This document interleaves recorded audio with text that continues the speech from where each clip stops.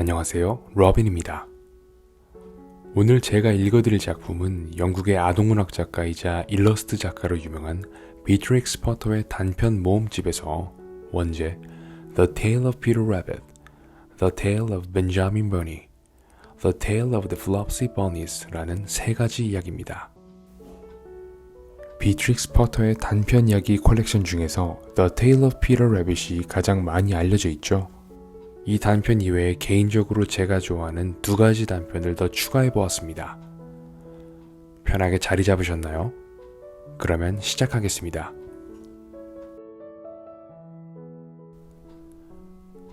The Tale of Peter Rabbit. Once upon a time, there were 4 little rabbits, and their names were Flopsy, Mopsy, Cottontail, and Peter. They lived with their mother in the sandbank, underneath the root of a very big fir tree. "Now, my dears," said old Mrs. Rabbit one morning, "you may go into the fields or down the lane, but don't go into Mr. McGregor's garden. Your father had an accident there. He was put in a pie by Mrs. McGregor. Now run along and don't get into mischief. I'm going out." Then old Mrs. Rabbit took a basket and her umbrella to the baker's. She bought a loaf of brown bread and 5 currant buns.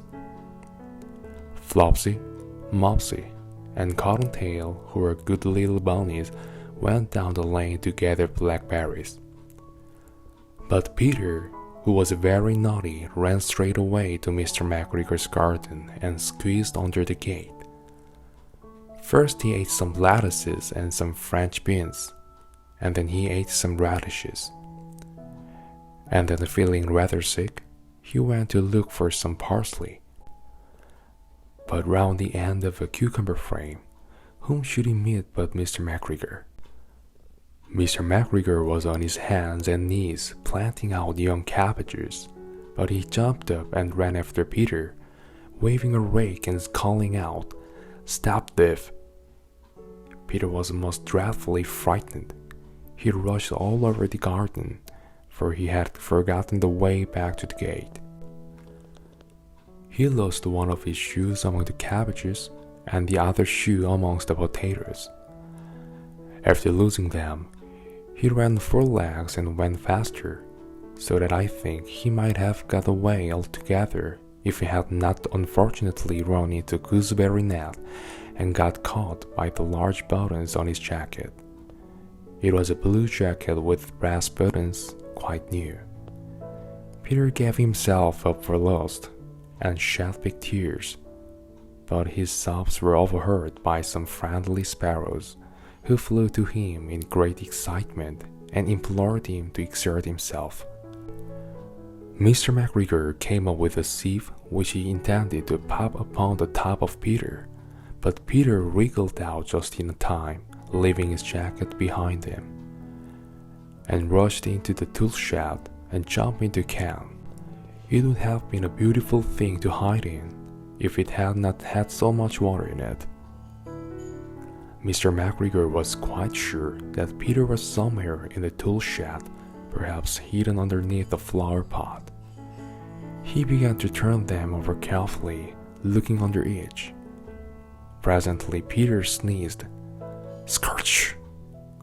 Mr. McGregor was after him in no time, and tried to put his foot upon Peter, who jumped out of a window, upsetting 3 plants. The window was too small for Mr. McGregor, and he was tired of running after him. He went back to his work. Peter sat down to rest. He was out of breath and trembling with fright, and he had not the idea which way to go. Also, he was very damp with sitting in a can. After a time, he began to wander about, going lippity, not very fast, and looking all around. He found a door in the wall, but it was locked, and there was no room for a fat little rabbit to squeeze underneath. An old mouse was running in and out over the stone doorstep, carrying peas and beans to her family in the wood.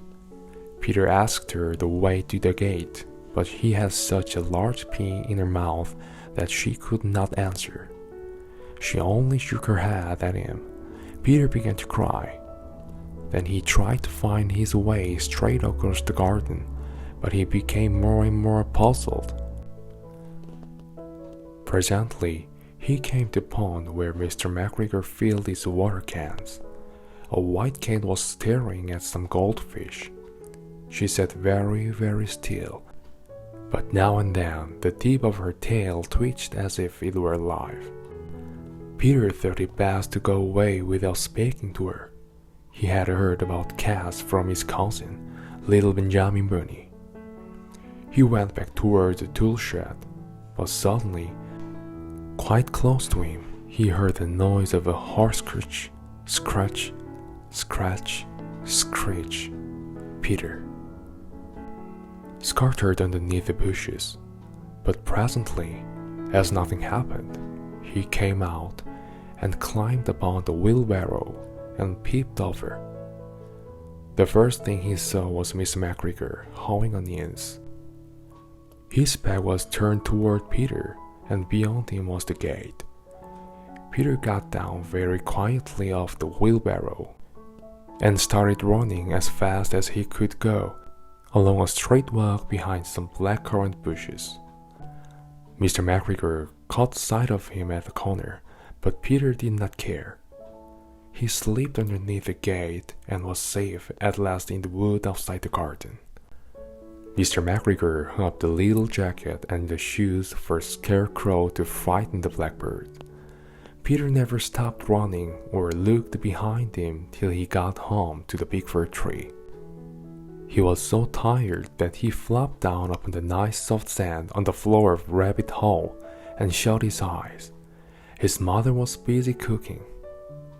He wondered what he had done with his clothes. It was the second little jacket and a pair of shoes that Peter had lost in the night. I'm sorry to say that Peter was not very well during the evening. His mother put him to the bed and made some chamomile tea, and she gave a dose of it to Peter. 1 tablespoonful to be taken at bedtime. But Flopsy, Mopsy, Cottontail had bread and milk and blackberries for supper. The Tale of Benjamin Bunny. One morning, a little rabbit sat on a bank. He pricked his ears and listened to the trot of a pony. A gig was coming along the road. It was driven by Mr. McGregor, and beside him sat Mrs. McGregor in a bast bonnet. As soon as they had passed, little Benjamin Bunny slid down into the road and set off with a hop, skip, and a jump, to call upon his relations who lived in the wood at the back of Mr. McGregor's garden. That wood was full of rabbits' holes, and in the neatest, sandiest hole of all, cousins Flopsy, Mopsy, Cottontail, and Peter. Old Mrs. Rabbit was a widow. She earned her living by knitting rabbit wool mittens and muffetees. I once bought a pair at a bazaar. She also sold herbs and rosemary tea and rabbit tobacco, which is what we call lavender. Little Benjamin did not very much want to see his aunt. He came around the back of the fir tree and nearly tumbled upon the top of his cousin Peter. Peter was sitting by himself. He looked poorly and was dressed in a red cotton pocket handkerchief. "Peter," said little Benjamin in a whisper, "who has got your clothes?" Peter replied, "There's Scarecrow in Mr. McGregor's garden," and described how he had been chased about the garden and had dropped his shoes and coat. Little Benjamin sat down beside his cousin and assured him that Mr. McGregor had gone out in a gig, and Mrs. McGregor also, and certainly for the day, because she was wearing her best bonnet. Peter said he hoped that it would rain. At this point, old Mrs. Rabbit's voice was heard inside the rabbit hole calling, "Cottontail, Cottontail, fetch some more chamomile." Peter said he thought he might feel better if he went for a walk. They went away hand in hand and got upon the flat top of the wall at the bottom of the wood. From here, they looked down into Mr. McGregor's garden. Peter's coat and shoes were plainly to be seen upon the scarecrow, topped with the old tam-o' of Mr. McGregor's. Little Benjamin said, "It spoils people's clothes to squeeze on their gate. A proper way to get in is to climb down a pear tree." Peter fell down head first, but it was of no consequence, as the bed below was nearly raked and quite soft. It had been sown with lettuces. They had a great many odd little footmarks all over the bed, especially little Benjamin, who was wearing clogs. Little Benjamin said that the first thing to be done was to get back Peter's clothes in order that they might be able to use the pocket handkerchief. They took them off the scarecrow. There had been rain during the night. There was water in the shoes, and the coat was somewhat shrunk. Benjamin tried on the tam-o', but it was too big for him. Then he suggested that they should fill the pocket handkerchief with onions as a little present for his aunt. Peter did not seem to be enjoying himself. He kept hearing noises. Benjamin, on the contrary, was perfectly at home and ate a lettuce leaf. He said that he was in the habit of coming to the garden with his father to get lettuces for their Sunday dinner. The name of little Benjamin's papa was old Mr. Benjamin Bunny. The lettuces certainly were very fine. Peter did not eat anything. He said he should like to go home. Presently, he dropped half the onions. Little Benjamin said that it was not possible to get back up the pear tree with a load of vegetables. He led the way boldly toward the other end of the garden. They went along the little walk on planks under sunny red brick wall. The mice sat on their doorsteps cracking cherry stones. They winked at Peter Rabbit and little Benjamin Bunny. Presently, Peter let the pocket handkerchief go again. They got amongst the flower pots and frames and tubs. Peter heard noises worse than ever. His eyes were as big as lollipops. He was a step or two in front of his cousin when he suddenly stopped. This is what those little rabbits saw around the corner. Little Benjamin took one look, and then in half a minute, less than no time, he hid himself and Peter and the onions underneath a large basket. The cat got up and scratched herself and came and sniffed at the basket. Perhaps she liked the smell of onions. Anyway, she sat down upon the top of the basket. She sat there for 5 hours. I cannot draw you a picture of Peter and Benjamin underneath the basket because it was quite dark and because the smell of onions was fearful. It made Peter Rabbit and little Benjamin cry.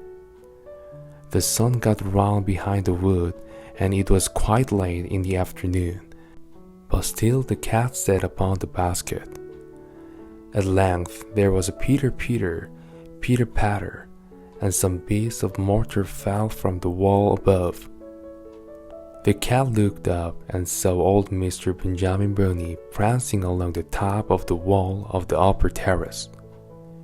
He was smoking a pipe of rabbit tobacco and had a little switch in his hand. He was looking for his son. Old Mr. Bunny had no opinion whatever of cats. He took a tremendous jump off the top of the wall onto the top of the cat and coughed it off the basket and kicked it into the garden house, scratching off a handful of fur. The cat was too much surprised to scratch back. When old Mr. Bunny had driven the cat into the greenhouse, he locked the door. Then he came back to the basket and took out his son Benjamin by the ears and whipped him with a little switch. Then he took out his nephew Peter. Then he took out the handkerchief of onions and marched out of the garden. When Mr. McGregor returned about half an hour later, he observed several things which perplexed him. It looked as though some person had been walking all over the garden in a pair of clogs, only the footmarks were too ridiculously little. Also, he could not understand how the cat could have managed to shut herself up inside the greenhouse, locking the door upon the outside. When Peter got home, his mother forgave him, because she was so glad to see that he had found his shoes and coat. Cottontail and Peter folded up the pocket handkerchief, and old Mrs. Rabbit strung up the onions and hung them from the kitchen ceiling with rabbit tobacco. The Tale of the Flopsy Bunnies.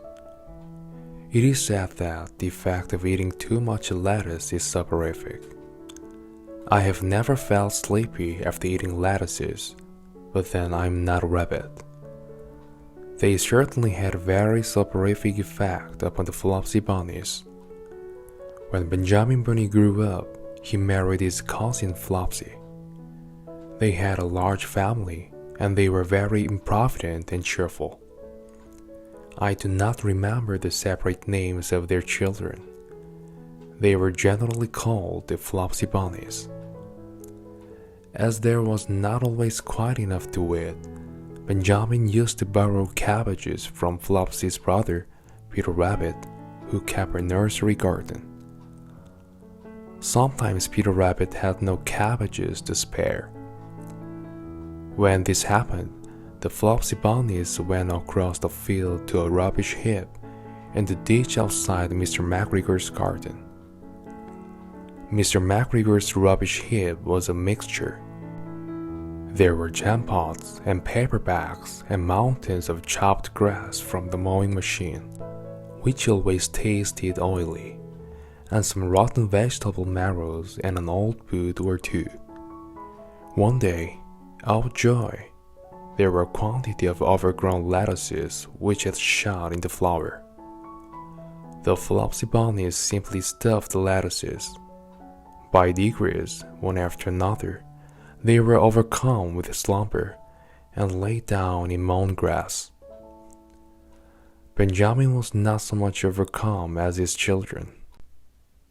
Before going to sleep, he was sufficiently wide awake to put a paper bag over his head to keep off the flies.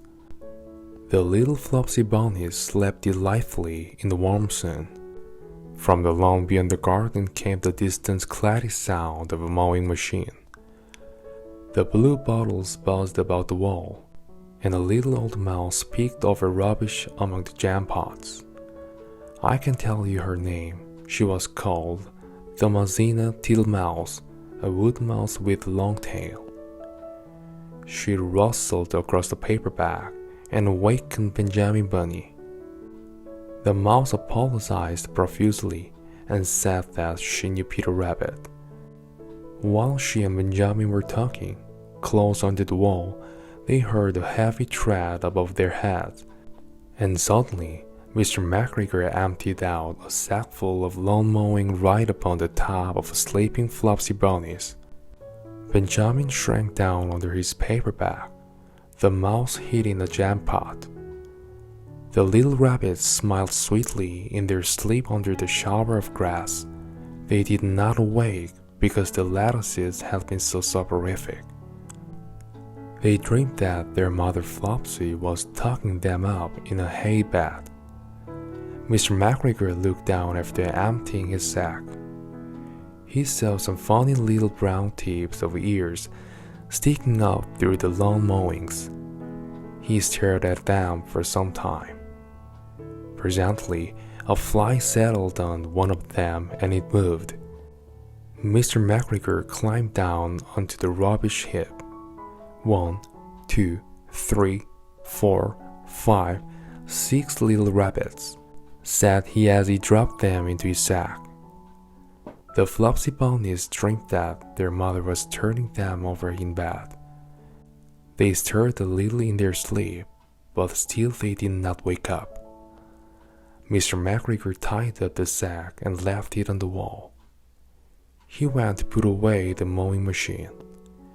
While he was gone, Mrs. Flopsy Bunny, who had remained at home, came across the field.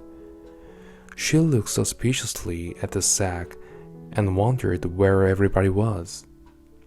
Then the mouse came out of her jam pot, and Benjamin took the paper bag off his head, and they told a doleful tale. Benjamin and Flopsy were in despair. They could not undo the string. But Mrs. Tittlemaus was a resourceful person. She nibbled a hole in the bottom corner of the sack. The little rabbits were pulled out and pinched to wake them. Their parents stuffed the empty sack with the rotten vegetable marrows, an old blacking brush, and 2 decayed turnips. Then they all hid under a bush and watched for Mr. McGregor. Mr. McGregor came back and picked up the sack and carried it off. He carried it hanging down as if it were rather heavy. The Flopsy Bunnies followed at a safe distance. They watched him go into his house, and then they crept up to the window to listen.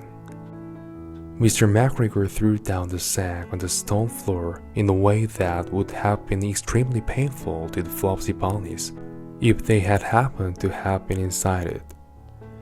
They could hear him drag his chair on the flags and chuckle. 1, 2, 3, 4, 5, 6 little rabbits, said Mr. McGregor. What's that? What have they been spoiling now? Inquired Mrs. McGregor. 1, 2, 3, 4, 5, 6 little fat rabbits, repeated Mr. McGregor, counting on his finger. 1, 2, 3. Don't you be silly. What do you mean, you silly old man? In the sack, 1, 2, 3, 4, 5, 6, replied Mr. McGregor. The youngest Flopsy Bunny got upon the windowsill. Mrs. McGregor took hold of the sack and felt it. She said she could feel 6, but they must be old rabbits, because they were so hard and all different shapes. Not fit to it, but the skins will do fine to line my old clock. Line your old clock? Shouted Mr. McGregor. I shall sell them and buy myself bussy. Rabbit tobacco. I shall skin them and cut off their heads. Mrs. McGregor untied the sack and put her hand inside. When she felt the vegetables, she became very, very angry. She said that Mr. McGregor had done it on purpose, and Mr. McGregor was very angry too. One of the rotten marrows came flying through the kitchen window and hit the youngest Flopsy Bunny. It was rather hurt. Then Benjamin and Flopsy thought that it was time to go home. So Mr. McGregor did not get his tobacco, and Mrs. McGregor did not get her rabbit skins. But next Christmas, the mouse in the Tittlemaus got the present of enough rabbit wool to make herself a cloak and a hood, and a handsome muff and a pair of warm mittens.